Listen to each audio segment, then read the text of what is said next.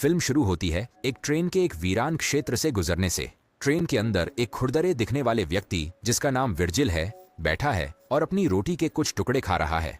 उसके सामने एक अजीब महिला उसे घूर रही है, अपने बच्चे को शांत करने की कोशिश कर रही है। कुछ समय बाद ट्रेन रुक जाती है और विर्जिल बाहर निकलता है, लेकिन महिला को अपनी रोटी देने से पहले नहीं। फिर वह पास की एक दुकान पर जाता है और मालिक से पूछता है कि क्या उसने आसपास किसी को देखा है। हालांकि मालिक बिना कोई प्रतिक्रिया दिए टीवी देखता रहता है। बाद में विराज शौचालय के बारे में पूछता है और मालिक उसे एक अलग भाषा में दिशा देता है। कुछ समय चलने के बाद वह देखता है कि बाथरूम गंदा है और मक्खियों से भरा हुआ है। इसके बावजूद विर्जिल को पेट का दबाव कम करने के लिए इसे उपयोग करना पड़ता है। बाथरूम में रहते समय एक मर्दाना आवाज उससे पूछती है कि क्या वह किसी का इंतजार कर रहा है कंपाउंड जाने के लिए।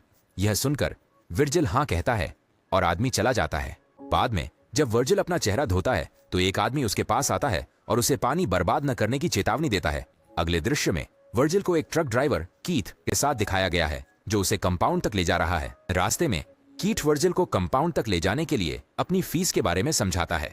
वर्जिल को फीस में वृद्धि देखकर थोड़ी हैरानी होती है क्योंकि उसने सोचा था कि यह केवल $200 है।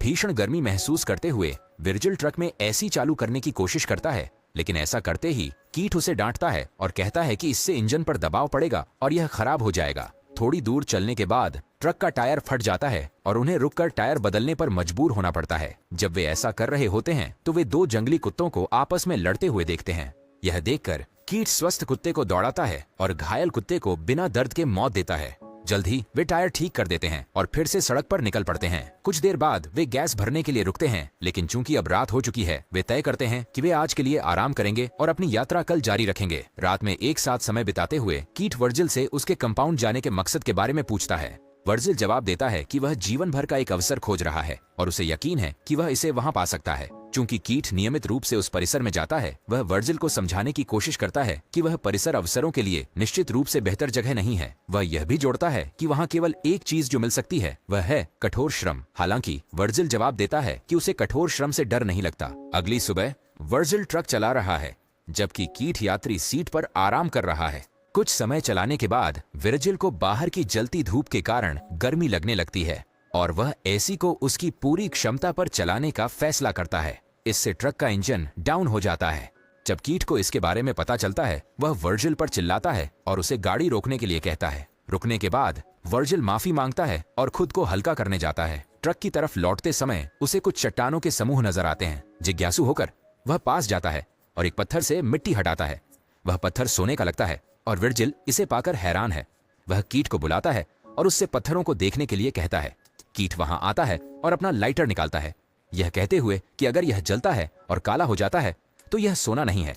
लेकिन जब वह पत्थर के एक हिस्से पर आग लगाता है तो उसका रंग नहीं बदलता है और कीथ निष्कर्ष निकालता है कि यह सोना है। फिर दृश्य उन दोनों पर शिफ्ट होता है जो कुछ फावड़े का उपयोग कर जमीन से सोना खोदने की कोशिश कर रहे हैं। हालांकि चट्टान इतनी बड़ी और मजबूती से जमी थी कि अपनी पूरी ताकत लगाने के बावजूद वे इसे 1 इंच भी नहीं हिला पाए। इसके बाद वे ट्रक से बंधी एक रस्सी की मदद से सोना खींचने का फैसला करते हैं। हालांकि चट्टान अभी भी नहीं हिलती और रस्सी अलग हो जाती है। बाद में शाम को कीथ रात के लिए कुछ लकड़ी खोजने जाता है। वह विराजिल को समझाता है कि जंगली कुत्ते इस इलाके में बहुत सक्रिय हैं और केवल आग से ही उन्हें भगाया जा सकता है। यह सुनकर विराजिल भी उसके साथ जाता है और वे मिलकर लकड़ी का ढेर वापस लाते हैं। वे आग जलाते हैं और उसके चारों ओर बैठकर वे जो खजाना मिले हैं उसके बारे में चर्चा करते हैं। कीथ यह सोचकर बहुत उत्साहित हो जाता है कि उनकी जिंदगी जल्द ही कैसे बदलने वाली है। वह उत्साह में चिल्लाता है और कूदता है। कुछ समय बाद कीथ उल्लेख करता है कि चूंकि वे सोना निकालने में असमर्थ हैं, उनमें से एक को शहर जाकर एक